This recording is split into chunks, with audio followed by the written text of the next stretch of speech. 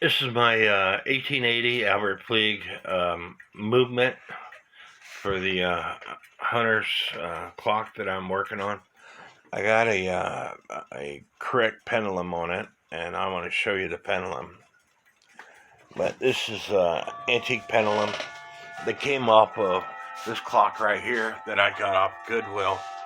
I got the topper for it, but the topper was broken. It has a deer head on it, but it was broken when I bought the clock, so it wasn't damaged in shipping. And it has the same kind of weights as my current clock, but this is the right width on the connection. And so the clock movement has been ticking away for about 2 hours now. If it continues ticking away, I'm gonna go ahead and put it in the clock.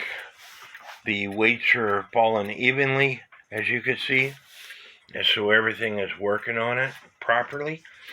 I have to go to a hardware store and get some stain to stain the back of the clock. It takes a special stain that matches the antique clock.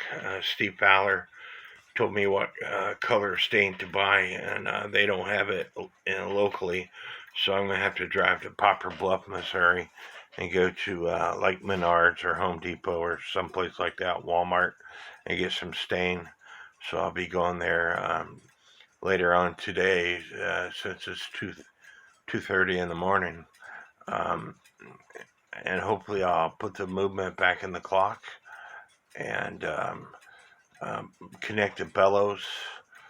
And so hopefully the next video is going to be showing you me hanging this clock, or showing you this clock hung on the wall and ticking away.